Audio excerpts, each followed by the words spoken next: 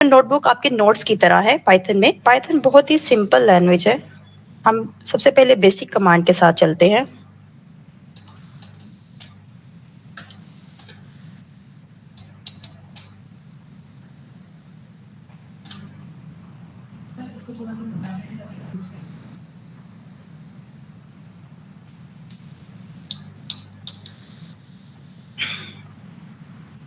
आपने देखा कि सिंपल एक प्रिंट की कमांड हमने यूज की और हमारा जो मैसेज है उसने कन्वे कर दिया कंप्यूटर ने। सो प्रोग्रामिंग लैंग्वेज जितनी सिंपल हो और हाई लेवल की हो, हम लोग को सिस्टम के साथ कम्युनिकेट करना बहुत ही आसान रहता है। अब मैं आप लोगों को बताती चलूं कि पाइथन में डेटा टाइप्स और उस हवाले से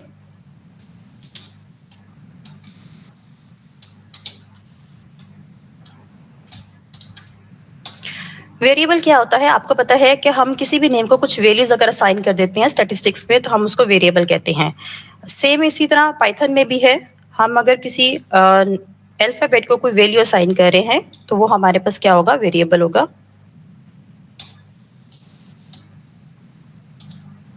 होप सो आप लोग मेरे साथ जो है वो कोडिंग को रन कर रहे होंगे, और अगर आप लोग मेरे साथ इसको रन करते हैं तो आप थम्स अप कीजिएगा ताकि मुझे अंदाजा हो कि आप मेरे साथ साथ हैंड्स ऑन कर रहे हैं। आप लोगों को मेरी स्क्रीन व्यूएबल होगी।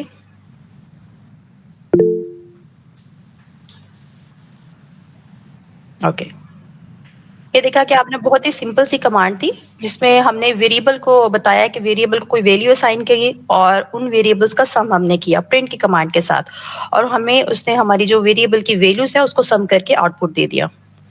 अब आते हैं हम वेरिएबल टाइप के ऊपर। हमारे पास 4 टाइप के वेरिएबल होते हैं। इंट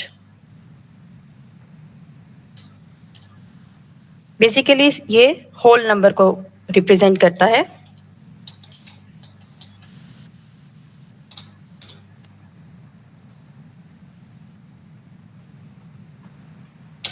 ये एक इंट है, whole number. Second variable type हमारे पास होती है फ्लोट,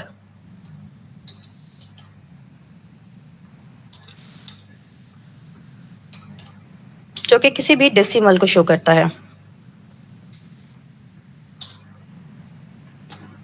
थर्ड टाइप हमारे पास होती है पाइथन में स्ट्रिंग। हम अगर स्ट्रिंग की कोई भी जो है वैल्यू को ऐड कर रहे होते हैं पाइथन में, तो हम लोग क्या करते हैं, कोट्स में उसको ऐड करते हैं।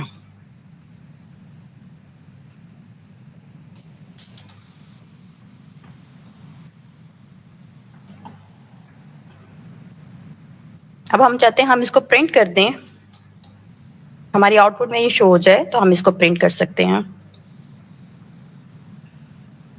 सो ये बेसिकली आप लोग बिगनर्स के लिए एक इंट्रोडक्शन था कि हमारे पास कौन से टाइप के वेरिएबल्स होते हैं और हम किस तरह से पाइथन में उसको ऐड कर सकते हैं। इसके अलावा हमारे पास एक और टाइप का वेरिएबल होता है जिसको हम बूलियन बोलते हैं। ये हमारे पास लॉजिकल किस्म का होता है, यानी अगर हम चाहते हैं ट्रू और फॉल्स चेक करना, हमारी स्टेटमेंट ट्रू है या फॉल्स है, तो हम इसको यूज कर सकते हैं।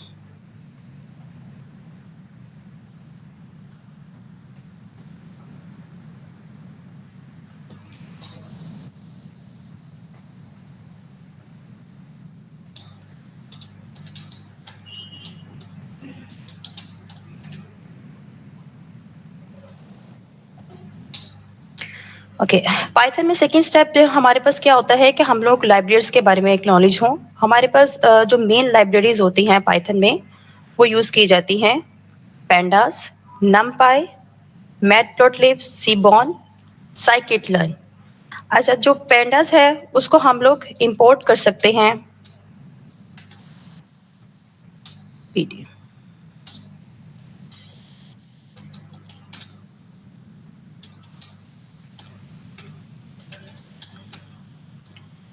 We will start with the two basic libraries, pandas and numpy. अच्छा, आप लोग इसको इंपोर्ट pd और np की तरह करते हैं। pd इनके शॉर्ट वर्जन है नेम के, और ये हमारे पास इंपोर्ट हो जाएंगी।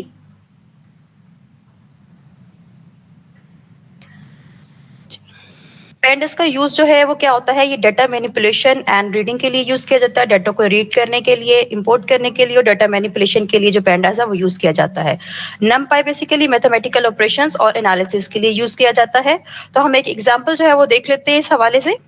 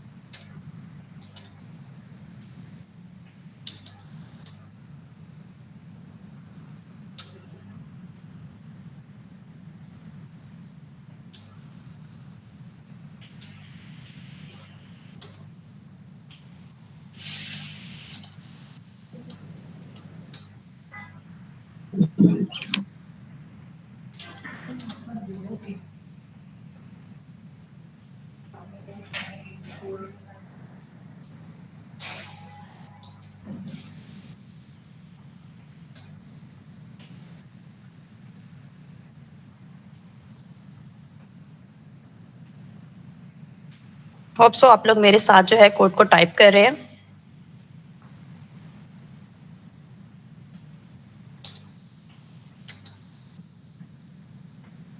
अब हम क्या करना चाहते हैं, अपने डाटा का एक टेबुलेशन फॉर्म में इसको प्रेजेंट करना चाहते हैं।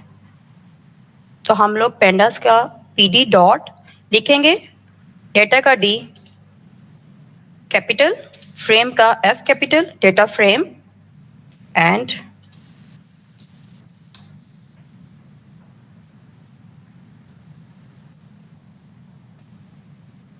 ये देखें ये रन हो चुका है। अब हम चाहते हैं हम अपने डाटा को प्रेजेंटेबल फॉर्म में जो हमने टेबुलेट किया है उसको देखें। तो हम लोग प्रिंट डीएफ करेंगे तो हमारे पास डाटा हमारा शो हो जाएगा। ये देखिए हमने अपने डाटा को लिस्ट में भी क्रिएट किया और इसके बाद हमने उसका डाटा फ्रेम बनाया। अगर आप सिंपल मीन और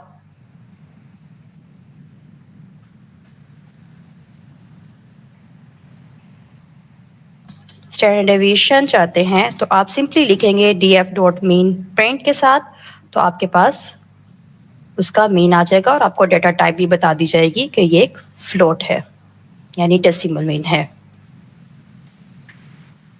अगर आप चाहते हैं कि आप स्टैंडर्ड डेविएशन अपने वैल्यूज का निकालना चाहते हैं तो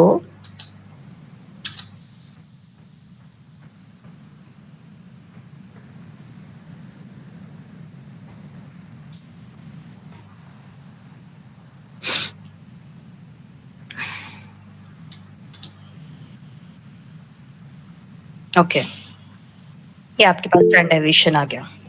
यहां तक आप लोगों ने रन कर लिया। ओके जी, मैं अगर आपको कोई डेटा सेट दूं आप लोग उसको ऐड करके तो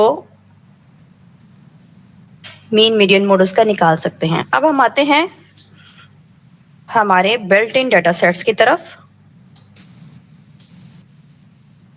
जो कि ऑलरेडी यहाँ पर हमारी लाइब्रेरीज में मौजूद होते हैं, जिनको हम प्रैक्टिस करने के लिए जो है यूज कर सकते हैं। हमारे पास टिप्स का डेटा मौजूद है बिल्ट इन में। हम लोग जो है बिल्ट इन डेटा सेट को जब यूज करते हैं या उसको लोड करना चाहते हैं, उसके लिए जो कमांड यूज की जाती है, सबसे पहले हम लाइब्रेरी को इंस्टॉल करेंगे।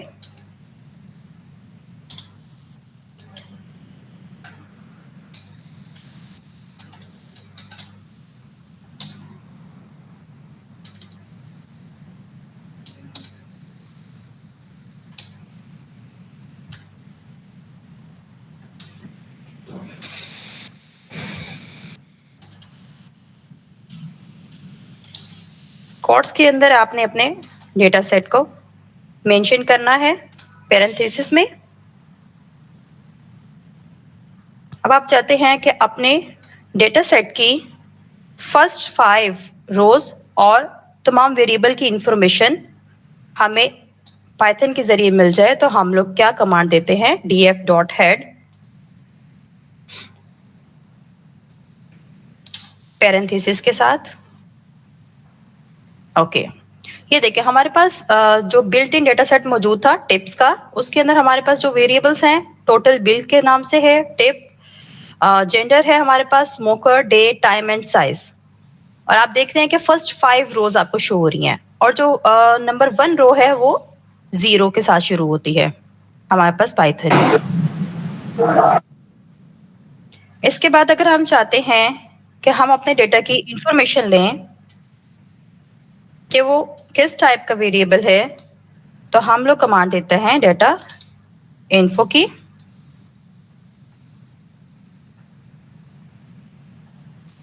ओके, आप देख सकते हैं इन्होंने बता दिया कि हमारे पास कितने वेरिएबल्स हैं, बेसिकली 0 to 1 यानी 7 वेरिएबल्स हैं हमारे पास, और हर एक वेरिएबल की डेटा टाइप बता दी है। टोटल बिल हमारे पास फ्लोट है यानी डेसिमल्स वैल्यूज हैं, टिप के बारे में बता दिया, सेक्स के बारे में बता दिया, एंड सो ऑन साइज के बारे में कि वो इंट वेरिएबल है। इसके अलावा अब हम चाहते हैं एक स्टेप आगे बढ़ते हैं। होप सो यहाँ तक आप लोगों ने अपनी कमांड्स को रन किया है और बिल्ट इन डेटा सेट को लोड करना आप लोगों ने सीख लिया है। अब ये जो मैंने कमांड यहाँ पर सामने लिखी है, ये हमारे पास समरी स्टैटिस्टिक्स बताएगा हमारे बिल्ट इन डेटा सेट्स की। हम लोगों ने अपने डेटा की इन्फॉर्मेशन ले ली है, अब हम चाहते हैं अपने डेटा का स्टैटिस्टिकल एनालिसिस करना। तो इसके लिए बेसिक हमारे पास स्टेप होता है कि हम लोग समरी अपने डेटा की फाइंड करें, और उस समरी में आप देख सकते हैं इस कमांड के साथ हमारे पास क्या आउटकम आती है। हमारे पास काउंट आ गया कि हमारे पास कितनी नंबर ऑफ ऑब्जर्वेशन है, 244। मीन की वैल्यू आ गई है हमारे वेरिएबल वाइज, स्टैंडर्ड डेविएशन की, मिनिमम, मैक्सिमम, और 25% और 75% क्वार्टाइल्स। अच्छा, आप लोगों के जहन में ये बात आ रही होगी कि हमारे पास वेरिएबल जो है 7 है और हमारे पास समरी 3 वेरिएबल्स की आई है। होप सो इसका कोई रिप्लाई जो है वो चैट में करना चाहेगा।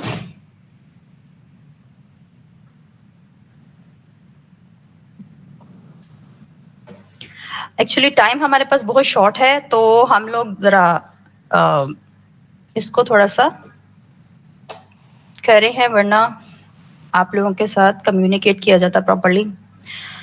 ओके जी, हम लोगों ने बिल्ट इन डेटा सेट्स को जो है वो लोड करना तो सीख लिया है। अब हम चाहते हैं कि हमारे पास जो रियल डेटा सेट है हमारे सिस्टम में मौजूद, या उसके ऊपर हम एनालिसिस करना चाहते हैं। बेसिकली हमारे पास रियल लाइफ में जो है हमारे पास कुछ डेटा होता है जिसके ऊपर हम एनालिसिस करना चाहते हैं। तो अगर इस तरह से सिचुएशन हो कि हमारे पास कोई फाइल मौजूद है, हम उसको इम्पोर्ट करना चाहते हैं पाइथन में, तो उसके लिए कौन सी कमांड यूज की जाएगी? pd डॉट, आप देख रहे हैं कि जो पेंडास की लाइब्रेरी है वो रीड और इंपोर्ट करने के लिए डाटा को यूज की जाती है।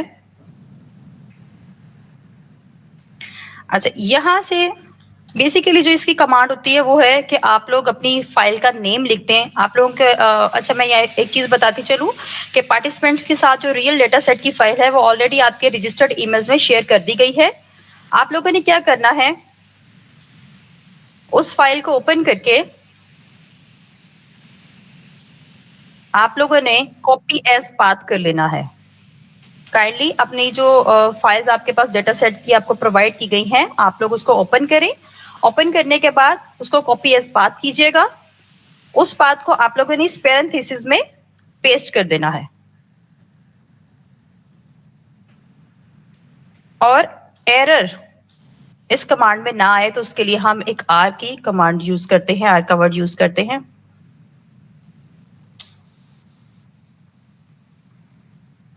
ओके जी, अब ये हमारे पास इस कमांड को यूज करते हुए हमने डेटा को रीड कर लिया, इंपोर्ट कर लिया अपने इस जुपिटर नोटबुक में। अब हम चाहते हैं इस डेटा के इनसाइट्स लें, उसी तरीके से इस डेटा की इंफॉर्मेशन लें, इस डेटा की डिस्क्रिप्शन लें। तो हम पीछे जो कमांड्स ऑलरेडी यूज कर चुके हैं उसको कॉपी करके पेस्ट करते हैं। अब चूंकि हमारे पास ये डेटा सेट जो है df1 के नाम से है, यहाँ पे चेंजिंग की, ये देखिए हमारे पास जो बिल्ट इन डेटा जो रियल डेटा सेट की फाइल मौजूद थी उसको हमने इंपोर्ट कर लिया, जिसमें हमारे पास कुछ वेरिएबल्स हैं जिनकी इंफॉर्मेशन है hour studies, attendance, parental involvement से लेकर एग्जाम स्कोर तक। अब हम इस डेटा सेट को मजीद फर्दर एनालिसिस के लिए यूज करेंगे। अब हम चाहते हैं इस डेटा सेट की समरी को लें, तो समरी के लिए हम लोग जो कमांड यूज करेंगे print df.describe।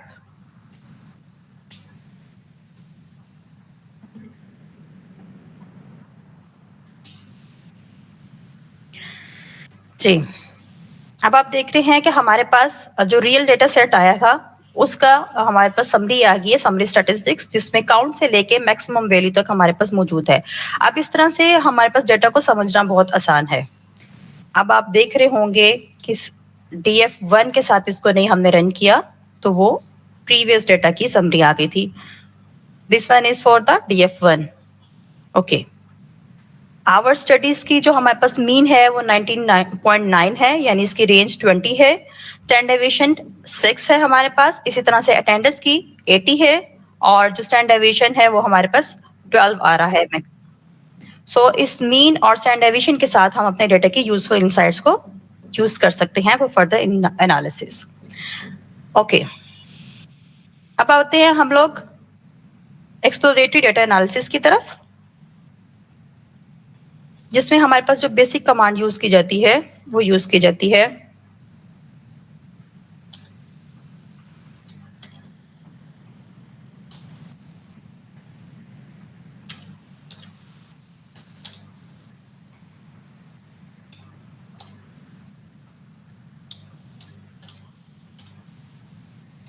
This one.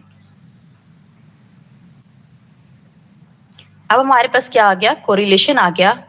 आप देख रहे हैं ये कोरिलेशन मैट्रिक्स के तौर पे, यानी आप देख सकते हैं चार्ट शो हो गया है, जिसमें आप लोग देख रहे हैं कि कोरिलेशन की वैल्यूज आ रही है। कुछ नेगेटिव कोरिलेशन है, कुछ पॉजिटिव कोरिलेशन है। अब हम इस चार्ट में से इजीली जो है वो देख सकते हैं कि सबसे स्ट्रॉन्ग कोरिलेशन किन वेरिएबल्स में है। हमारे पास इस चार्ट के अकॉर्डिंग जो रियल डेटा सेट हमारे पास मौजूद था, हम देख रहे हैं कि एग्जाम स्कोर और अटेंडेंस की जो कोरिलेशन आई है वो 0.58 है, यानी 50% से अबव है, जो कि स्ट्रॉन्ग कोरिलेशन कंसीडर होती है। सो आप लोग देख सकते हैं कि अटेंडेंस अगर आपके पास ज्यादा होगी तो एग्जाम स्कोर भी स्टूडेंट का ज्यादा होगा। सो इस तरह से हम स्टूडेंट परफॉर्मेंस को जज कर सकते हैं। सेम इसी तरह से अगर हम देखें, कुछ नेगेटिव कोरिलेशंस भी हैं और कुछ पॉजिटिव कोरिलेशंस भी हैं। नेगेटिव कोरिलेशन हमें बताएगी कि जो रिलेशन है वो आपस में वो डिफरेंट है, और जो पॉजिटिव कोरिलेशन है वो सेम है, यानी एक ट्रेंड भी हमें बता रहा है ये।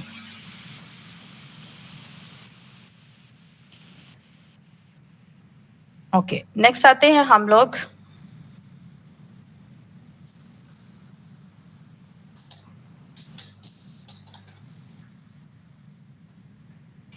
इंटर क्वार्टाइल रेंज की तरफ। और ये हम लोग क्यों निकालते हैं? बेसिकली हमारे डेटा में कुछ आउटलायर्स होती हैं जिसको हमें डिटेक्ट करना होता है। जब हमें आउटलायर्स डिटेक्शन की जरूरत होती है तो हम लोग इंटर क्वार्टाइल रेंज को यूज करते हैं। इंटर क्वार्टाइल रेंज में बेसिकली हम लोग 75th परसेंटाइल को 25th परसेंटाइल में से सब्ट्रैक्ट करते हैं। अब हम इसको यूज करते हैं अपने इस डेटा सेट के लिए।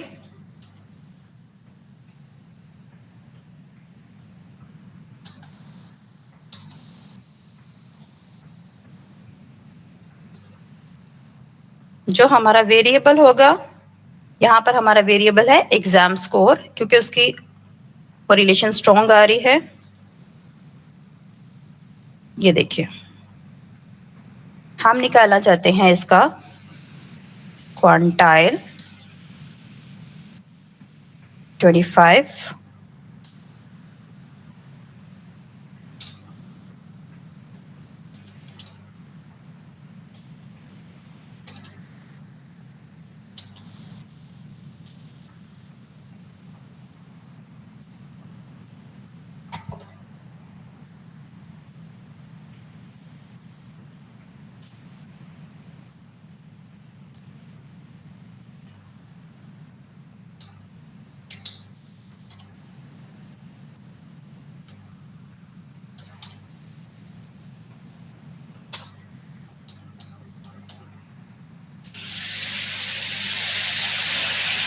हमारे पास इंटर क्वार्टाइल का जो फॉर्मूला होता है वो 75th में से 25th क्वार्टाइल को हम लोग सब्ट्रैक्ट करते हैं। सो वही लिखेंगे यहाँ पर।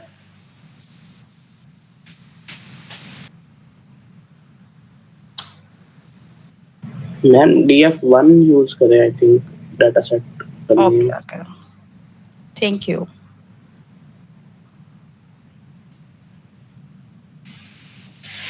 ये हमारी कमांड रन हो गई है। आप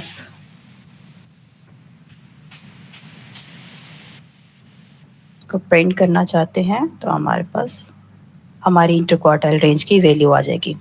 फिर उसके बाद जब हम लोगों ने आउटलायर्स को डिटेक्ट करना है, हमें 2 बाउंड्स चाहिए होती हैं, लोअर एंड अपर बाउंड। उसके लिए हम लोग यूज करेंगे कमांड लोअर की।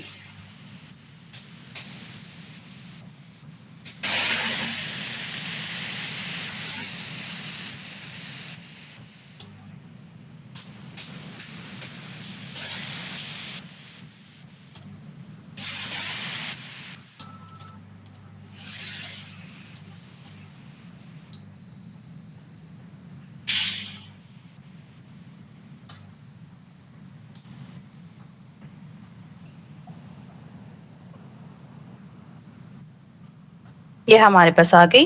अब प्रिंट के साथ हम लोग इनकी वैल्यूज को आउटपुट में लेकर आएंगे।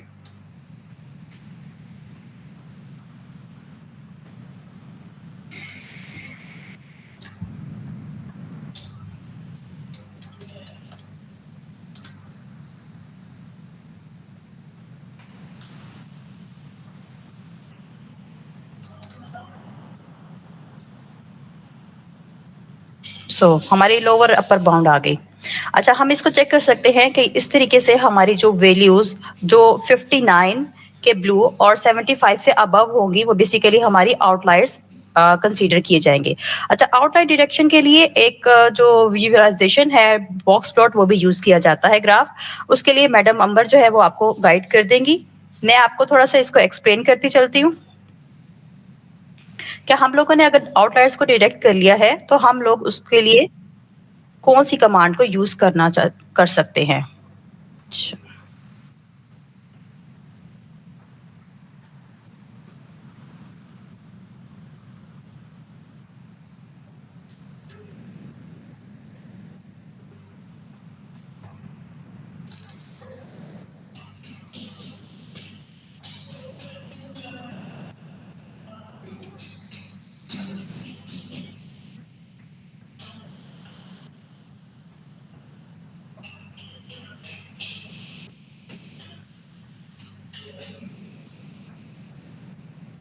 होप सो आप लोगों के जो कमांड्स है वो साथ साथ रन हो रही हैं।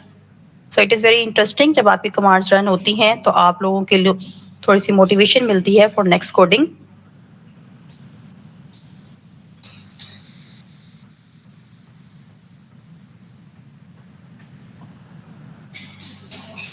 ओके, एक्चुअली यहाँ पर हम लोगों ने जो है वो लोअर लिमिट का वर्ड यूज किया हुआ है, जबकि हमारे पास हमारी ऊपर रनिंग कमांड में कुछ एडिटिंग की जरूरत है, लोअर एंड अपर। इस कमांड के अकॉर्डिंग आप देख सकते हैं कि अगर हमारे एग्जाम स्कोर के डाटा के अंदर जो कि DF1 के नाम से है, अगर उसमें जो हमारी लोअर बाउंड है उससे ग्रेटर देन में वैल्यूज जितनी भी होंगी और हमारी जो अपर बाउंड है उससे लेस देन वैल्यूज जितनी भी होंगी वो हमारे पास बेसिकली क्या होंगी, कंसीडर की जाएंगी आउटलायर्स।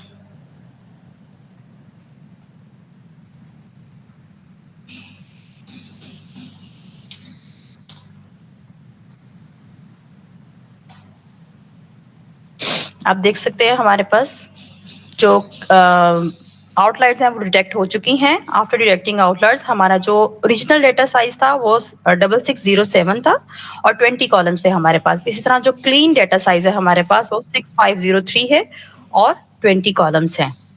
अगर फॉर एग्जांपल हम लोग इन आउटलायर्स को रिमूव करना चाहते हैं तो उसके लिए जो हमारे पास कमांड यूज होगी वो क्या है। Thank you. मैं जो अभी आप लोगों को इस सेशन के मैडम के सेशन के बाद जो बहुत सारे स्टूडेंट्स जो है वो डेटा विजुअलाइजेशन की तरफ बहुत इंटरेस्टेड होते हैं, क्योंकि आप अपनी स्टडीज़ में अपने थीसिस में भी यूज़ करते हैं उस चीज़ को। समटाइम्स आपको पर्टिकुलर स्टैटिस्टिकल एनालिसिस नहीं करना पड़ता, लेकिन कुछ ग्राफिक्स के साथ आप अपने डेटा को रिप्रेजेंट कर देते हैं अपने काम में। इधर आप बिजनेस स्टडीज़ से हैं या आप सोशल साइंसेज से हैं या आप आर्ट्स से हैं, किसी भी डिपार्टमेंट से हों, ठीक है। तो इसके बाद हम आपको उसी तरफ लेके जाएँगे, तो इंशाल्लाह आपका जो है वो इंटरेस्ट भी डेवलप होगा। लेकिन ड्यूरिंग द वर्कशॉप आपको कुछ भी प्रॉब्लम आ रहा है ना, यू कैन आस्क प्लीज़।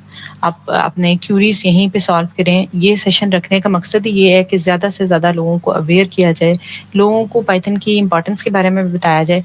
देखिए, जो बीइंग स्टैटिस्टिशियन अगर मैं बात करूँ, तो हमें तो और भी सॉफ्टवेयर्स पे बहुत बहुत स्किल होती है। अगर हम स्टैटिस्टिक्स की ही सिर्फ बात करें, तो आर लैंग्वेज पे हम बहुत अच्छा काम कर सकते हैं। ये पर्टिकुलरली जो पाइथन है, वो न्यू बिगनर्स के लिए बहुत अच्छा है। इसमें कोडिंग बहुत ईज़ी है, कोडिंग है लेकिन इट्स वेरी ईज़ी, ठीक है? फिर भी अगर आपको कोई कोड प्रॉब्लम दे रहे हैं, बहुत सारे ऐसे इदारे हैं जो कि पेड वर्कशॉप करा के ये चीज़ें सिखा रहे हैं। ये एक स्किल है जो आपके अंदर आना बहुत ज़रूरी है, और इस स्किल को आप बहुत ध्यान से सीखें। और अगर कुछ भी आपको प्रॉब्लम लग रहा है, कुछ नहीं समझ आ रहा, तो काइंडली आप जो है ना वो मैसेज लिखते हैं। Thank you so much. Thank you ma'am, बहुत शुक्रिया। Thank you.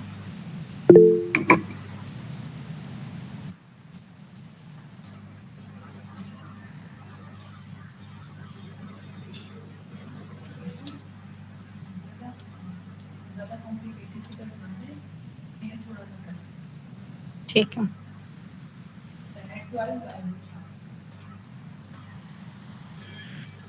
ओके, अच्छा आप देख रहे हैं कि जो हमारे पास डिफरेंट कॉलम्स हैं, hour studies, attendance, sleeping hours and exam score.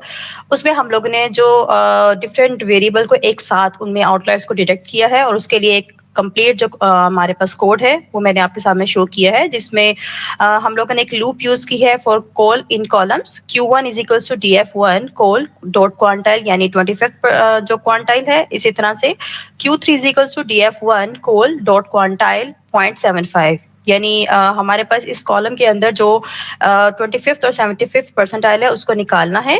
फिर IQR हम लोग कैलकुलेट कर सकते हैं, लोअर अपर बाउंड कैलकुलेट करेंगे, देन हम लोग इसको रन करेंगे तो हमारे पास ये आउटलायर रिमूवल हो जाएगी।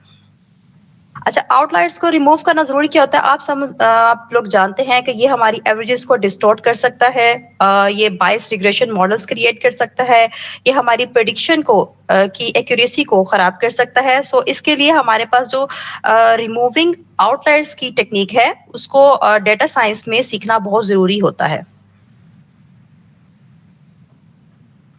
ओके, नेक्स्ट जो है वो मैडम अंबर जो है आपको बताएंगी कि डेटा में ग्राफ्स को हम लोग पाइथन में ग्राफ्स को किस तरह से टेक्निक्स को यूज कर सकते हैं, और ग्राफ्स कैसे बना सकते हैं, यूजफुल ग्राफ्स अपने डेटा के लिए।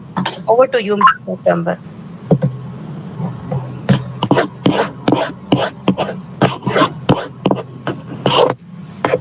Thank you so much, Ms. Irsha, for such an informative and engaging session.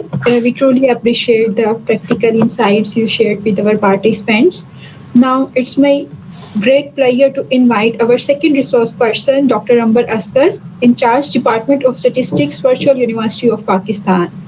Ma'am, we are grateful for your presence today, and I kindly invite you to please share your valuable insight with our participants. जी, thank you Rubaisha. Dear participants, अब हम start करेंगे data visualisation पे, ठीक है? और coding या जहाँ कोई क्वेश्चन है कोडिंग के हवाले से, तो आप मेरे साथ साथ साथ भी पूछ सकते हैं, और मैं आपको इंशाल्लाह पूरा गाइड करूँगी, ठीक है? हम स्टार्ट करते हैं। वैसे मुझे थोड़ा सा थम्स अप करके ये बताएं कि कितने लोग हैं जिन्होंने इंस्टॉल किया हुआ है। इरसा, आप अपनी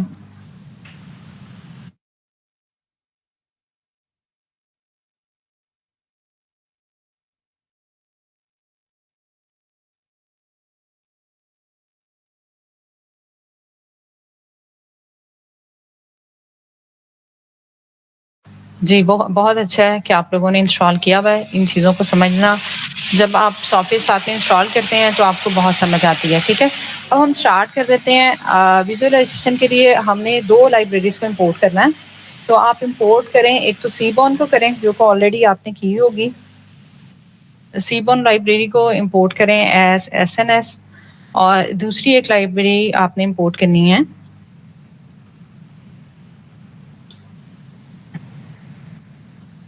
ठीक है ना, मैटप्लॉटलिब।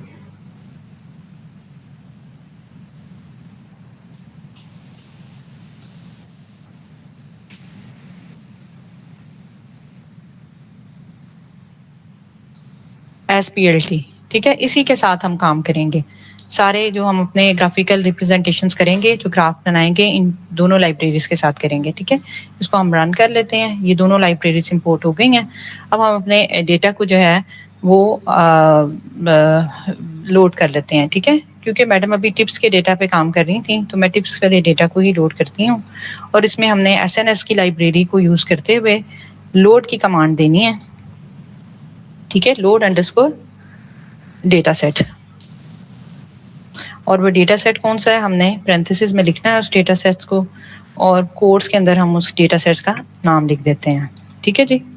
इसको भी हम रन कर लेते हैं। आई होप कि आपको मेरी स्क्रीन सही व्यूएबल है, ठीक है। अच्छा, अब ये देखें, थोड़ा सा एरर अगर आया है तो अब हम एरर में जाके देखते हैं कि एरर किस बात का आया है, ठीक है। हमने लिखना था SNS.load_dataset। डेटा में देखें मैंने ए नहीं लिखा हुआ, ठीक है, तो इसलिए ये एरर आ गया। SNS की लाइब्रेरी में ही जाके हम डेटा को लोड कर रहे हैं। वंस अगेन मैं इसको रन कर लेती हूँ एंड देन वी रन इस।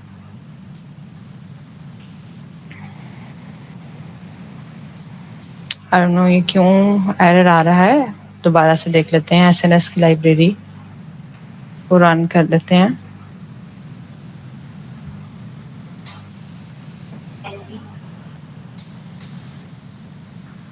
अच्छा, ऐसा है कि हम लोग इसको दोबारा से लिख लेते हैं। चले जी, टिप्स के डेटा सेट में हमने देखना है SNS की लाइब्रेरी को लोड किया है। अच्छा, आप लोगों ने इस चीज़ से नहीं परेशान होना कि ये एरर आ गया है, ठीक है। हो सकता है कि एरर में कोई ना कोई हमारे से टाइपिंग करते वक्त कोई एरर आ जाए, ठीक है। अभी भी नहीं हो रहा, चलें ये हम इसको लाइब्रेरी को यहाँ से देखते हैं कि क्या एरर आ रहा है, इसको आगे चलाते हैं फिर। Again there is an error. I don't know where is the problem. Import Seaborn as SNS. अच्छा, ये एरर्स ना बिल्कुल भी नहीं आते। एनीवेज इसको दोबारा से हम देख लेते हैं।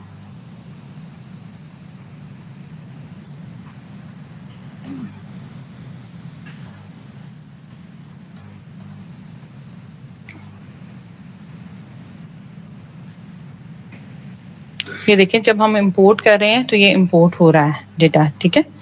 अब हम दोबारा से इसको लिखते हैं टिप्स के डेटा सेट में।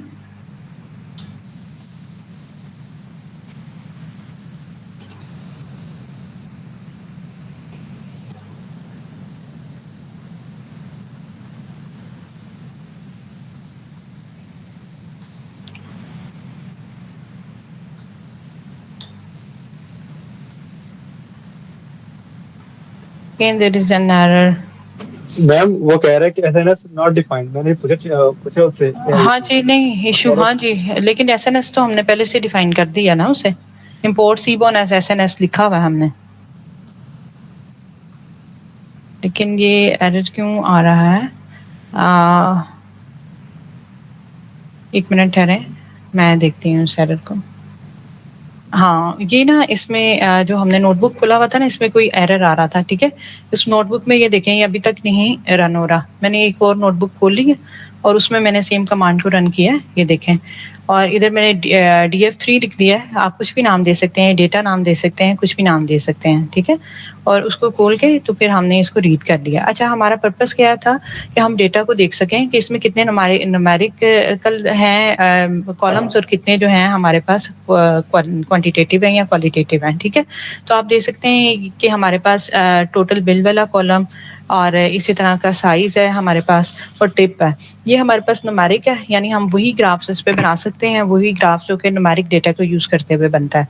और इसी तरह से जो हमारे पास दूसरी इन्फॉर्मेशन है कैटेगोरिकल, उस पर हम कैटेगोरिकल टाइप के ग्राफ्स बनाएंगे।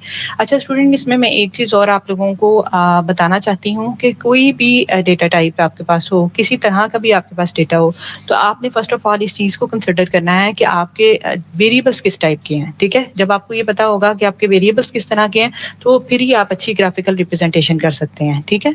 अदरवाइज समटाइम्स ऐसा होता है कि आप ग्राफ तो बना रहे होते हैं लेकिन वो क्योंकि क्वालिटेटिव वाले क्वांटिटेटिव में बन जाते हैं, तो इससे जो है ना वो मिक्सअप से होके सही नहीं बनते, ठीक है। अब हमने ये प्रिंट करा लिया है, हमें हमारे पास इंफॉर्मेशन आ गई है। अगर मैं इधर जो है हिस्टोग्राम बनाना चाहती हूँ तो मैं किसकी कमांड, सबसे पहले मैं क्या कमांड और कौन सी लाइब्रेरी यूज़ करूँगी। मैं PLT को यूज़ करते हुए, लाइब्रेरी को यूज़ करते हुए हिस्ट की कमांड दूंगी, ठीक है। और हिस्ट में जाके मैं यहाँ पे टिप्स के डेटा सेट में लिखूंगी स्क्वायर ब्रैकेट्स के अंदर मैं अपने वेरिएबल को डिफाइन करूंगी। और मेरा वेरिएबल कौन सा है, अगर मैं वेरिएबल के नेम को देखूं तो वो टोटल बिल है। जिस तरह का वेरिएबल नेम आपने लिखा हुआ है बिल्कुल उसी तरह आपने सेम इधर लिखना है। अगर आप नहीं लिखेंगे तो पाइथन उसको वेरिएबल को रीड नहीं कर पाएगा, ठीक है। और फिर उसके बाद हम चले गए कि हमने बिन साइज कितना रखना है, ठीक है। अगर मैं आप इधर बिन साइज रखना चाहती हूँ, से मैं बिन्स जो हैं वो इक्वल्स टू 20 रखना चाहती हूँ, ये यानी कि ये हमें बताएगा हिस्टोग्राम का इंटरवल जो एक बार का दूसरे बार के साथ आता है इंटरवल, ठीक है, उसके बारे में बताएगा। तो टिप्स जो है वो हमारा डेटा सेट है, तो इसको अब हम रन करके देख लेते हैं।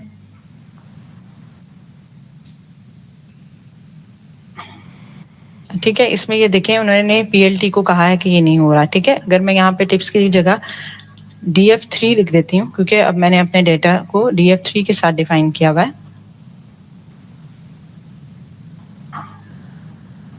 तो अब ये PLT की कमांड को रीड नहीं कर रहा। I don't know what's the problem. अच्छा जी, यहाँ पे हमने PLT वाली कमांड नहीं दी हुई, कोई बात नहीं, हम यहाँ पहले इंपोर्ट कर लेते हैं। इंपोर्ट कर लेते हैं मैटप्लॉट लिब के साथ, ये वाली लाइब्रेरी इंपोर्ट करेंगे तो फिर वो हमें देगा।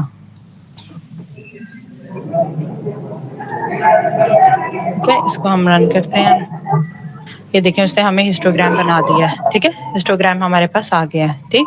अच्छा, अब इसी हिस्टोग्राम को मैं थोड़ा सा और जो है अगर आपसे कहूँ कि मैं इसको और इसमें कलर्स चेंज करना चाहती हूँ, काइंडली प्लीज अपना अपने फोन से हेडफोन्स इनको आप म्यूट कर लें प्लीज। अच्छा, तो इसमें अगर मैं कलर को चेंज करना चाहती हूँ तो मैं कलर के साथ लिखूंगी, ठीक है। मैं रेड कलर का चाहती हूँ और मैं इसमें एज कलर भी चाहती हूँ,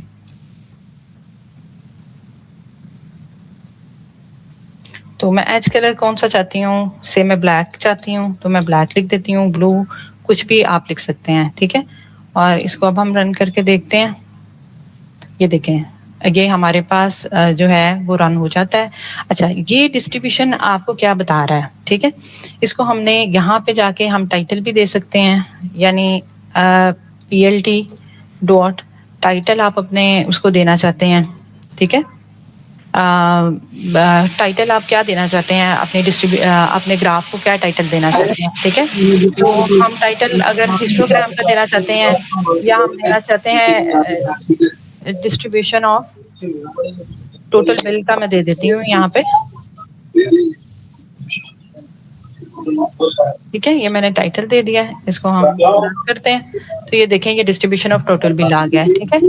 अच्छा, हमने काइंडली प्लीज म्यूट रखें अपने। अब ये देखें हमने PLT की लाइब्रेरी को ही यूज करते हुए एक्स लेबल करना है, ठीक है। और एक्स लेबल में हम किस चीज को लेबल करना चाहते हैं, टोटल बिल को लेबल करना चाहते हैं, ठीक है। और हमने PLT की लाइब्रेरी को यूज करते हुए वाई लेबल करना है, ठीक है। स्टूडेंट्स, यहाँ तक मेरा नहीं ख्याल कि कोई डिफिकल्टी है आपको। सिंपल कमांड्स आपको समझ आनी चाहिए कि हम किस लिए ये ग्राफ ड्रॉ कर रहे हैं, कि हमने ये देखना है कि क्या डिस्ट्रीब्यूशन है टोटल बिल की, ठीक है, वो किस तरह से डिवाइड हुआ है। अभी मैं आपको बता देती हूँ नीचे से ग्राफिकल रिप्रेजेंटेशन को समझते हुए भी। और PLT डॉट शो की कमांड हम लिखेंगे तो ये हमें डिस्प्ले हो जाएगा हमारा ग्राफ, ये देखें, ठीक है। टोटल बिल यहाँ पे आ गया है, फ्रीक्वेंसीज आ गई हैं। अगर आप इसको अच्छे से देखें तो हमें शेप भी पता चल रही है। इस शेप को भी हम ड्रॉ कर सकते हैं हिस्टोग्राम पे कि किस तरह से ड्रॉ की जाती है। यानी हमारा जो बिल की रेंज आ रही है ना वो बिटवीन 10 से $20 के दरमियान है कि ज़्यादा जो कस्टमर ने खाना खाया है उसका जो बिल आया है वो इतने के अंदर आया है। उसके बाद जो है वो ये पॉजिटिवली यानी आगे आगे जा रहा है, लेकिन यहाँ पे हमारे पास बिल जो है वो कम होता जा रहा है, ठीक है। अच्छा, अब इसी चीज़ को अगर मैं ये चाहती हूँ कि यहाँ पे मैं स्ट्राइक लगा रही हूँ क्योंकि मैं आपको इस पे डेंसिटी भी बना के दिखाना चाहती हूँ, तो मैं इसे ही कॉपी कर लेती हूँ और हम इसे इधर ले जाते हैं और यहाँ पे जाके मैं SNS की कमांड को यूज़ करते हुए SNS.histplot कर लेती हूँ और यहाँ पे मैं जो पैरामीटर मुझे यूज़ करना है वो KDE है, ठीक है ना, कर्नल डेंसिटी, कि हमें शेप ऑफ द डिस्ट्रीब्यूशन वैसे तो हमें पता चल रही है, लेकिन जब ये देखें आप इसके ऊपर बनेगी ना तो भी आपको बिल्कुल क्लियर कट पता चल जाएगी, ठीक है। तो इसको हम रन करके देखते हैं, ये देखें जी, ठीक है स्टूडेंट्स, आप देख रहे हैं इस पे, ठीक है स्टूडेंट्स, ये देखें बहुत अच्छे से आपको शेप ऑफ द डिस्ट्रीब्यूशन पता चल रही है, that is this distribution shape is positively skewed है, ठीक है। अब नेक्स्ट जो है हम दूसरे ग्राफ की तरफ चलते हैं जिसमें हमने काउंट प्लॉट जो है वो बनाना है, ठीक है। काउंट प्लॉट बनाने के लिए भी हम SNS की ही लाइब्रेरी को यूज करेंगे, SNS.countplot,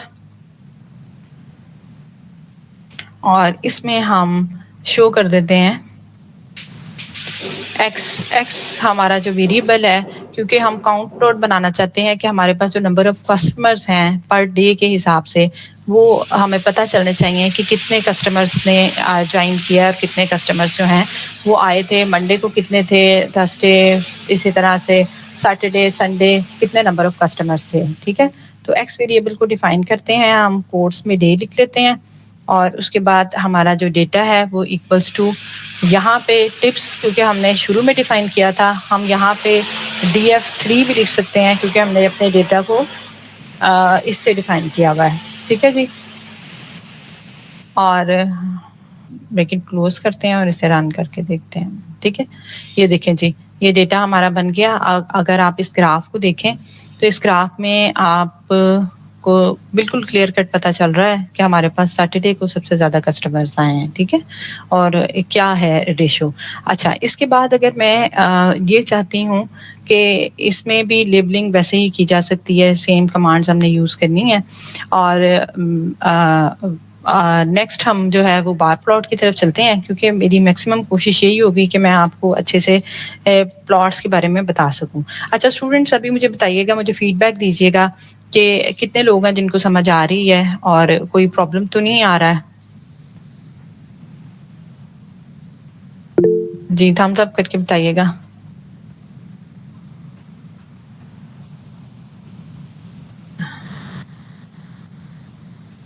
जी जी बताते जाएं।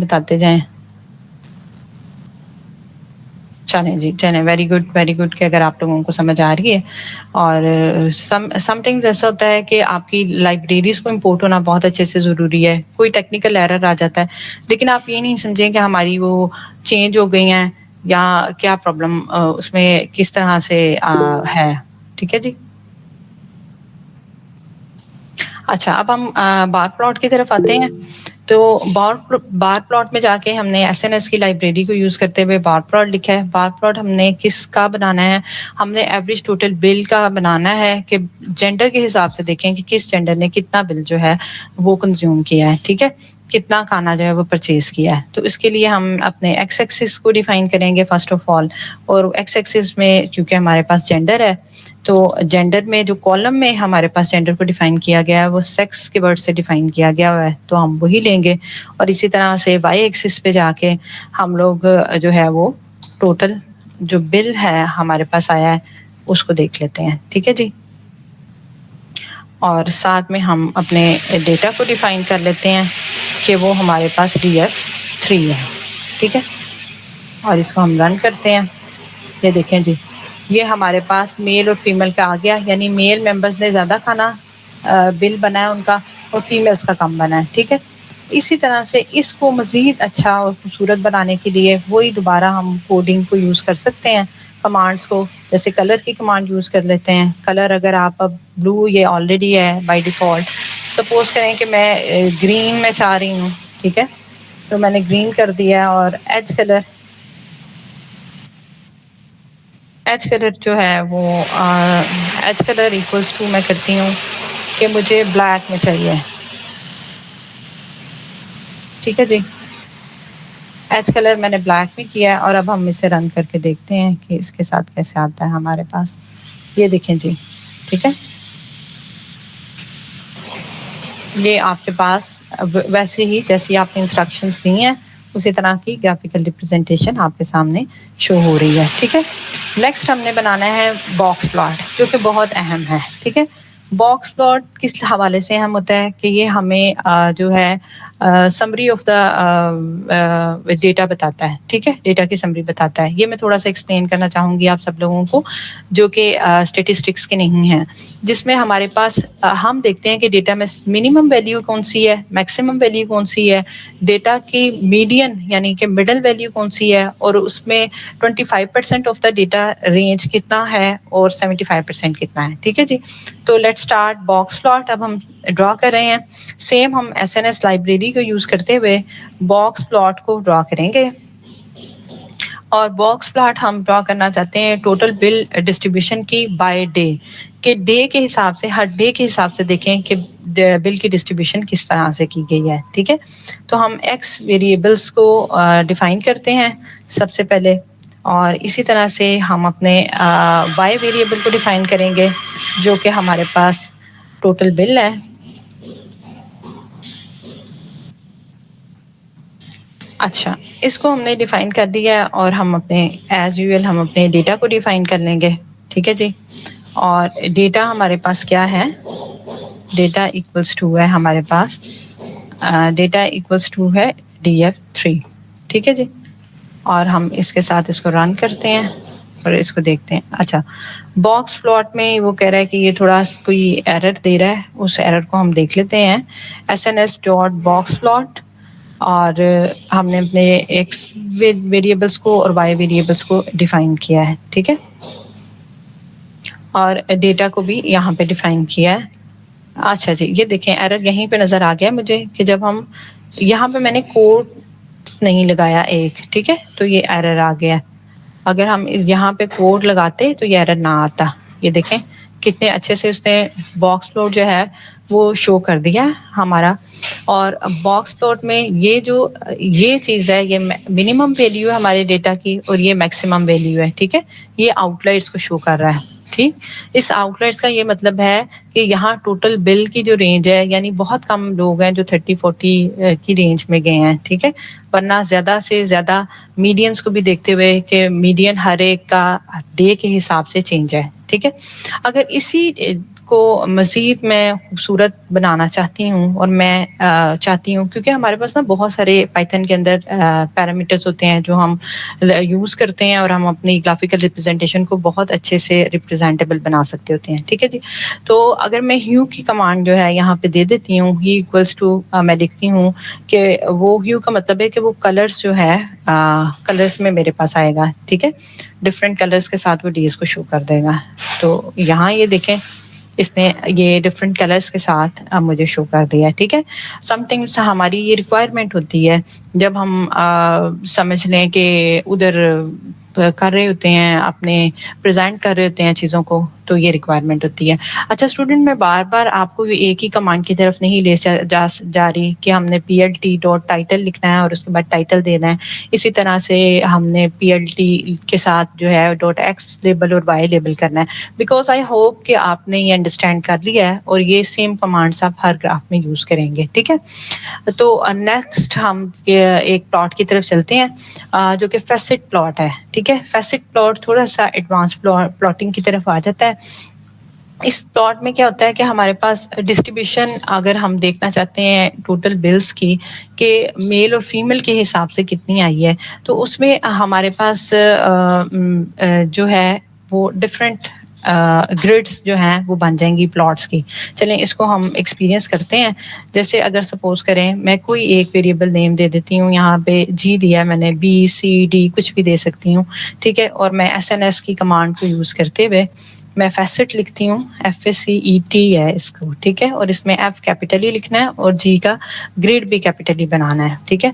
फैसेट ग्रिड और इसके अंदर अगर इतना मैं लिखती हूँ तो इसका मतलब है, इसको रन करके देखें ना अगर हम, तो ये अभी सॉरी, अच्छा ये इसने नहीं अभी रन किया, इसने कहा ये इनकम्प्लीट है, ठीक है, किस डेटा के लिए वो रन करेगा वो नहीं हमने बताया, ठीक है।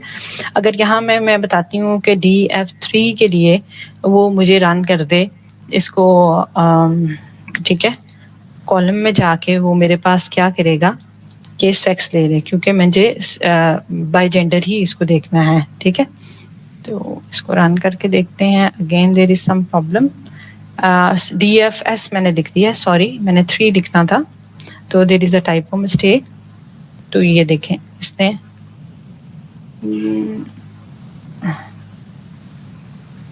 ये है आ रहा, थोड़ा सा इसको मुझे ऐसे करना है ताकि आपको व्यू हो सके, ठीक है जी। ये देखें तो 2 हमें अलग अलग ये बार बनेंगे हमारे पास, लेकिन पैरेलल बन जाएंगे, ठीक है। इसको अब मजीद मैं किस तरह से बनाऊंगी कि हमें मैपिंग करनी है, तो हम इस कमांड को ही नीचे ले आते हैं ताकि हमें थोड़ा सा इजी हो जाए, ठीक है स्टूडेंट्स। तो अब हम g.map की कमांड के साथ लिखते हैं इसको SNS डॉट, अच्छा यहाँ पे हिस्ट प्लॉट में लिख रही हूँ कि मुझे इसके अंदर हिस्टोग्राम्स बनाने हैं। यहाँ मैं स्केटर प्लॉट भी लिख सकती हूँ, यहाँ मैं जो प्लॉट बनाना चाहती हूँ मैं उसकी कमांड दे के उसको कह सकती हूँ कि ये वाला मुझे प्लॉट चाहिए, ठीक है। यहाँ पे हम अब हिस्ट प्लॉट कह रहे हैं उसको, और साथ में उसे डिफाइन कर रहे हैं कि जो वेरिएबल है वो टोटल बिल का है, ठीक है। मैं बार बार आपको कह रही हूँ कि जो वेरिएबल नेम आपने ऊपर अपनी फाइल में या आपके पास बिल्ट इन डाटा में जो वेरिएबल नेम है एज इट इज़ आप उसको लिखेंगे, क्योंकि हमारे वेरिएबल नेम को टोटल अंडरस्कोर बिल के साथ लिखा हुआ था, तो टोटल अंडरस्कोर बिल के साथ ही आपको भी लिखना है, ठीक है जी। अच्छा ये हमने लिख दिया, तो अब ये क्या करेगा, ये क्रिएट्स कर देगा हमारे पास मल्टीपल प्लॉट्स कर देगा जो कि बेस करेगा कैटेगरीज पे, ठीक है।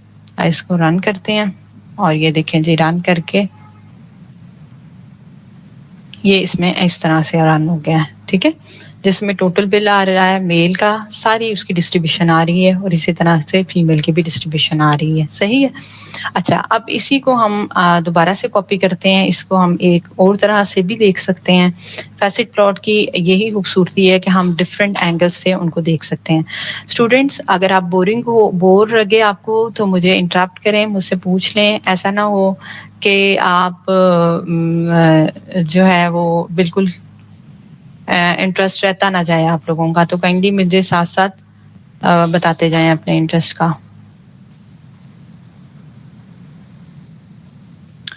अच्छा जी, अच्छा जी, चलें जी ठीक है। अब हम इसमें इसी कमांड के अंदर मैंने जहाँ पे कॉलम में सेक्स दिया था, अगर मैं यहाँ पे टाइम दे देती हूँ और प्लस मैं रो भी, क्योंकि एक पैरामीटर है इसका पाइथन का, और रो वाइज वो हमें बता देगा। सॉरी, रो में मैं लिख देती हूँ सेक्स, ठीक है, और इसको थोड़ा सा हम चेंज करते हैं और हम इसे रन करके देख लेते हैं। ये देखें जी, ये रन हो गया, ठीक है, क्योंकि हमारे पास जो टाइम था उसमें सेक्स है और टाइम लंच का है, ये डिनर का है, और इसमें मेल फीमेल के लिए अलग अलग उन्होंने बना के शो कर दिया है, ठीक है। तो स्टूडेंट्स अब नेक्स्ट जो हम करेंगे, हम स्केटर प्लॉट की तरफ चाहते हैं कि स्केटर प्लॉट हमें किस तरह का होना चाहिए। स्केटर प्लॉट में हम हमेशा न्यूमेरिकल वैल्यूज को लेते हैं, ठीक है, वो हमारी न्यूमेरिकल वैल्यूज को एक्सप्लेन करता है। तो स्केटर प्लॉट बनाने के लिए हम कमांड यूज करते हैं SNS की ही, और SNS स्केटर, ये हमेशा कॉन्टिन्यूस वेरिएबल्स के ऊपर हम स्केटर प्लॉट बनाते हैं, ठीक है। और हमारे पास जो वेरिएबल है, एक्स वेरिएबल है, वो कॉन्टिन्यूस है हमारे पास, और वो वेरिएबल हमारे पास है टोटल बिल का।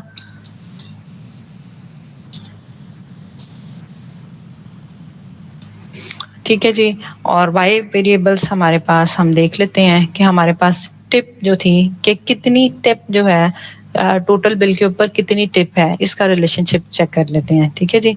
तो y में हम लिख देते हैं टिप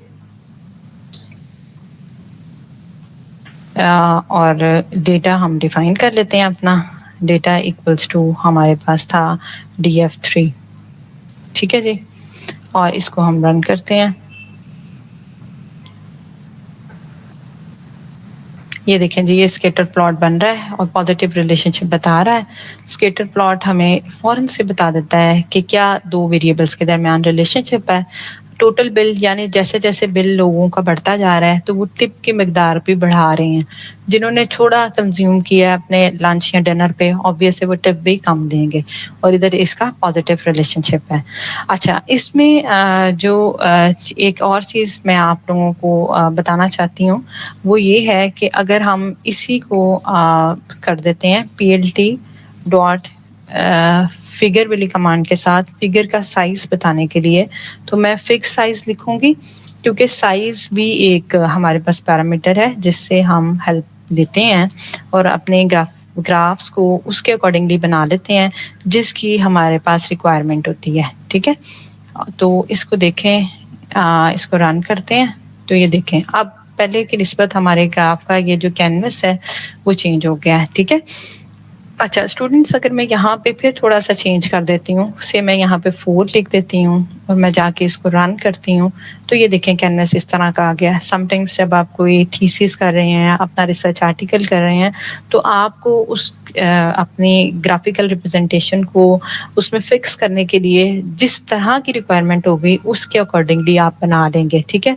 और पाइथन पे विजुअलाइजेशन और ग्राफ्स बनाना सिर्फ इसकी कमांड, चंद एक कमांड्स है जिनको अंडरस्टैंड करना ज़रूरी है, otherwise it's very very simple as compare to other tools, ठीक है जी।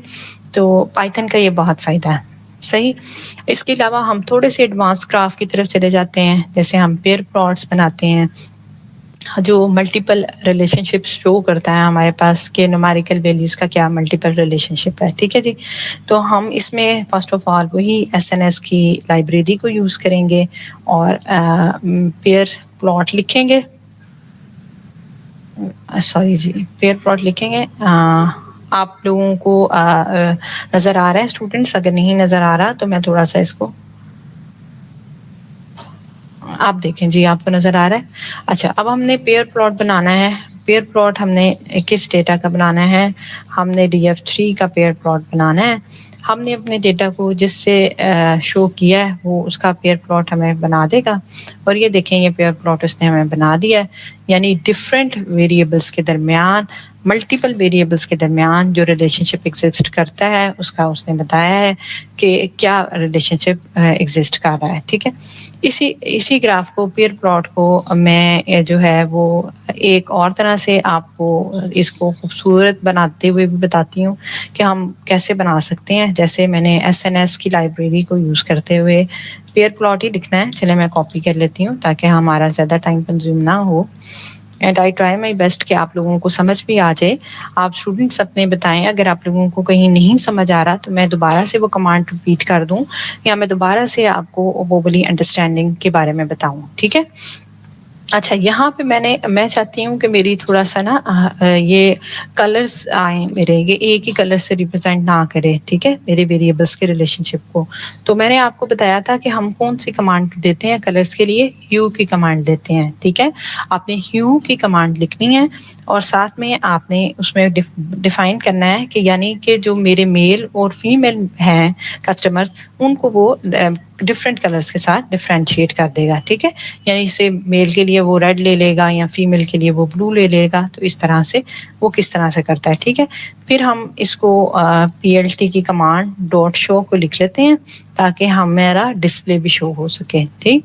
ये मैं इसलिए दोबारा से कमांड्स को लिख रही हूँ ताकि आपके माइंड में रहे कि जब भी हमने अपनी ग्राफिकल रिप्रेजेंटेशन में किसी भी ग्राफ को बनाना है तो हम ये चंद कमांड्स हैं जिनको यूज़ ज़रूर करेंगे, ठीक है।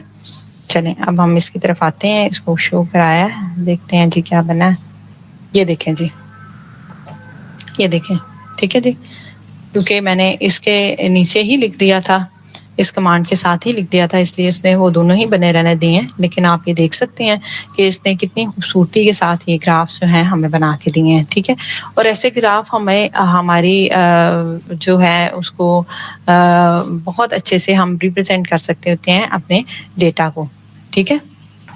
अच्छा, नेक्स्ट जो हम प्लॉट बनाने जाएंगे वो हीट मैप है। इससे पहले मैं थोड़ा सा डिफाइन करना चाहती हूँ कि हमारे पास इसमें क्या था, टोटल बिल था, टिप थी और साइज था, ठीक है। साइज क्या था, टेबल साइज था, ठीक है। और टेबल साइज के हवाले से और डिफरेंट कलर्स को यूज़ करते हुए देखें जी, मेल को उन्होंने ब्लू किया है, फीमेल को उन्होंने ये ऑरेंज सा कलर करके तो इसके डिफरेंट वेरिएबल्स के रिलेशनशिप को बताया है, ठीक है। इसको थोड़ा सा छोटा करते हैं ताकि आपको सही से व्यू आ सके सारे का सारा। सही है स्टूडेंट्स? अच्छा जी, नेक्स्ट हम चलते हैं अब अपने हीट मैप की तरफ। हीट मैप भी ग्राफिकल रिप्रेजेंटेशन का एक बहुत अच्छा जो है वो टूल है। ये समझने कि हम जब ग्राफ्स को करते हैं तो हीट मैप के थ्रू हम अपने अगर हमारे पास नंबर ऑफ वेरिएबल्स हमारे डेटा में ज़्यादा हैं तो उनका आपस में जो रिलेशनशिप बन रहा है मैट्रिसेस के थ्रू बन रहा है, उन रिलेशनशिप को शो करने के लिए हम हीट मैप को यूज़ करते हैं, ठीक है जी। हीट मैप के लिए फर्स्ट ऑफ ऑल मुझे कोरिलेशन मैट्रिक्स जो है वो बनाना है, जिसको मैं CORRR के साथ डिफाइन कर रही हूँ। आप पूरा कोरिलेशन भी लिख सकते हैं, लेकिन मैं बताऊँ कि अगर आप कोरिलेशन लिख के यानी यहाँ पे फिर स्पेस डाल के कोई और वर्ड लिखेंगे तो वो वर्केबल नहीं होगा, हमारी कमांड नहीं रन कर पाएगा, ठीक है। तो आपने CORRR के साथ कोरिलेशन लिखा है और उसके बाद हमने लिखना है कि हमारे पास कौन सा डेटा था, DF3 वाला डेटा था, डॉट कोर हमने लिखना है और उसमें हमने एक कमांड लिखनी है जो कि न्यूमेरिक अंडरस्कोर ओनली, ठीक है। न्यूमेरिक डाटा के ऊपर ये होगा इक्वल्स टू ट्रू, ठीक। और इसको हम रन करते हैं। अच्छा, ओह ये मेरा नहीं सही आया, यहाँ पे हम लिख देते हैं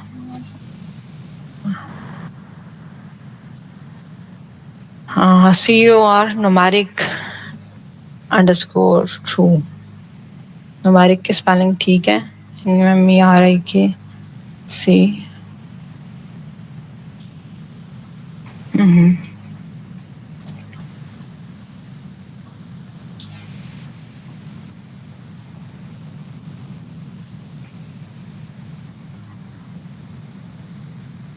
ठीक है, ये कोरिलेशन मैट्रिक्स को जब तक मैं प्रिंट करूंगी तो ये हमें प्रिंट करके हमारे पास कोरिलेशन मैट्रिक्स आ जाएगा। इसको मैं रन कर देती हूँ आपके सामने, तो ये देखें ये कोरिलेशन मैट्रिक्स आ गया, ठीक है। इस पे बेस करते हुए वो हमें हीट मैप बना के देगा, ठीक है। इन एक्चुअल में ये चाहती थी कि आपको ये पता चले, लेकिन जब हम ग्राफ्स की तरफ आएंगे, मैपिंग की तरफ आएंगे तो again you need to use SNS library, ठीक है। SNS लाइब्रेरी में आप लिखेंगे हीट मैप, ठीक है। और हीट मैप को लिखते हुए आप अब हमने first of all heat map के अंदर क्या यूज करना है, हमने कोरिलेशन मैट्रिक्स को यूज करना है, ठीक है। और एन नोट लिखना है। अच्छा, ये जितनी भी मैंने आपको पैरामीटर्स यहाँ कमांड्स में आपको बता रही हूँ, ये हमने जो अभी जब ग्राफ बन के आपके सामने आएगा तो आपको पता चलेगा कि ये जो कूल बॉम्ब में आप लिखा है इसका क्या मीनिंग है और किस तरह से आ रहा है, ठीक है। चलें पहले मैं इसको रन कर लेती हूँ, ठीक है। इसमें थोड़ा सा प्रॉब्लम आ गया है, मे बी लिखने में प्रॉब्लम आया है। हाँ जी, हाँ जी, हाँ जी, अच्छा जी।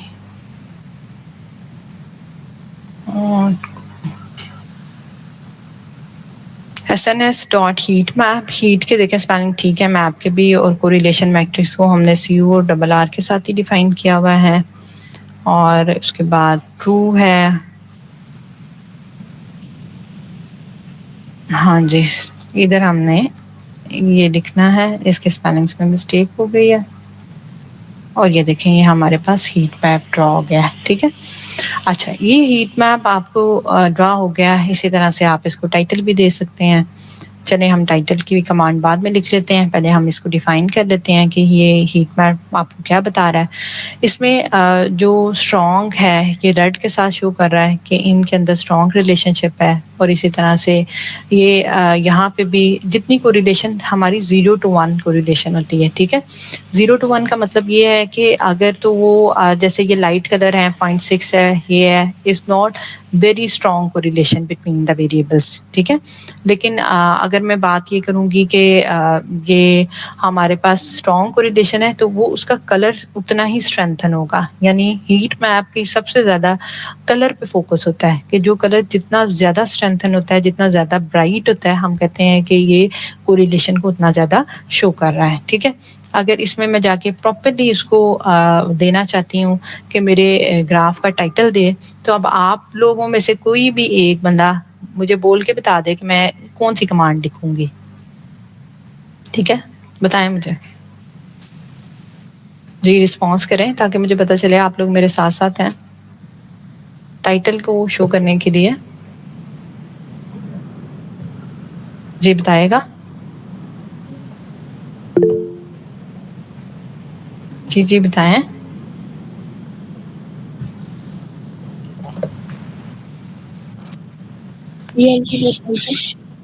सॉरी,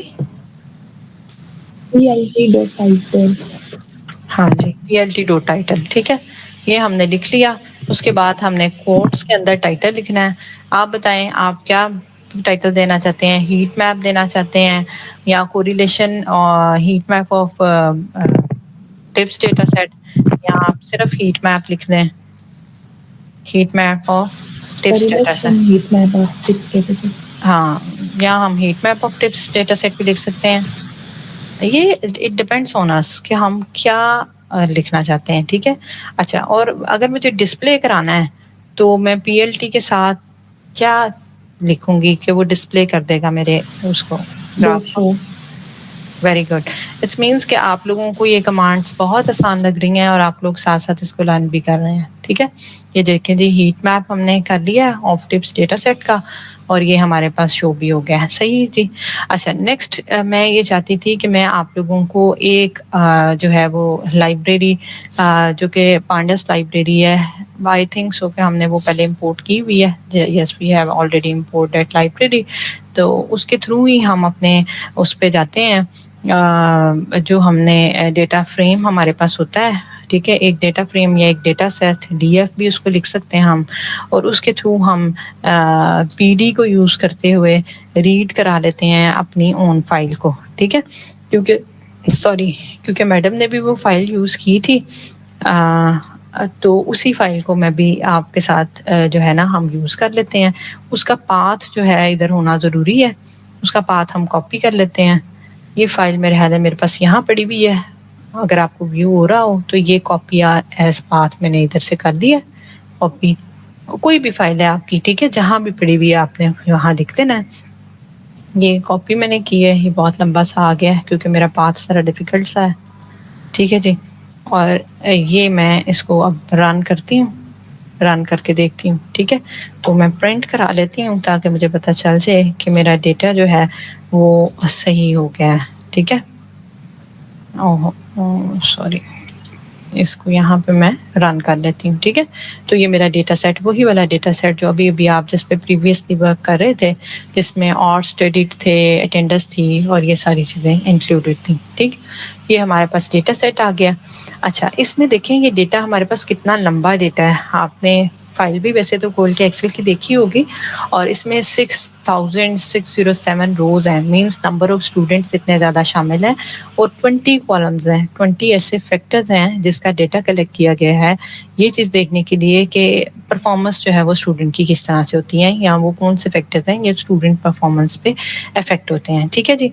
इसको डेटा को लोड करने के बाद आप लोगों के लिए आप लोग ऐसा करें कि कोई भी ग्राफ जो कि आपको इजी लगता है, चाहे उसका स्केटर प्लॉट, चाहे हिस्टोग्राम, कुछ भी आप लोग ना, मैं आपको 5 मिनट्स दे रही हूँ, but we have very less time I guess, तो 2 मिनट्स का टाइम है। आप उसकी बस एक कमांड लिख लें और उसमें ना कमांड लिख के हमें शेयर कर दें, एक कमांड लिखें और उसमें शेयर कर दें काइंडली, ठीक है।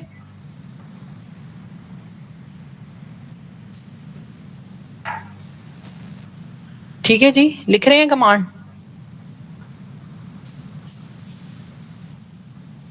आई होप जो मैंने डेटा विजुअलाइजेशन आपके साथ शेयर की हैं आपको अच्छे से जो है उसका अंदाज़ा हो गया होगा और आप लोगों को समझ भी आ गई होगी क्योंकि मैंने बहुत इजी करके बहुत ही उसके साथ आप लोगों को बताया है। ठीक है, दरम्यान में अगर कोई एरर आ गया है नो प्रॉब्लम, उस एरर को हम सॉल्व कर सकते हैं। कभी हमने पैरेंथेसिस नहीं लगाई सही, कभी हमने कोट्स नहीं सही लगाए, कभी हमारे पास वो लाइब्रेरी इंपोर्ट नहीं सही हुई तो पाइथन वर्क नहीं करेगी। ठीक है, अच्छा अब आपके साथ साथ अगर आप लोगों ने वो पेस्ट कर दिया है, होपफुली आप सब लोगों ने अटेंडेंस भी अपनी मार्क कर दी होगी ताकि आप लोगों को वो सर्टिफिकेट्स जो हैं वो पोस्ट कर दिए जाएं आप लोगों की ईमेल एड्रेसेस पे। और नेक्स्ट भी मैं पार्टिसिपेंट्स आप लोगों से ये शेयर करना चाहूँगी कि इस तरह के और इंशाल्लाह नेक्स्ट टाइम हम लोग जूम लिंक पे क्रिएट करेंगे जिसमें हमारे पास अवेलेबिलिटी भी नंबर ऑफ पार्टिसिपेंट्स की ज़्यादा होगी और आप लोग ज़्यादा से ज़्यादा अटेंड कीजिएगा क्योंकि हमारा मोटिव ये है कि हम ज़्यादा से ज़्यादा स्प्रेड कर सकें इंफॉर्मेशन को और हम ज़्यादा से ज़्यादा जो है लोगों को ये स्किल्ड बेस्ड काम है जो हम सिखा सकें।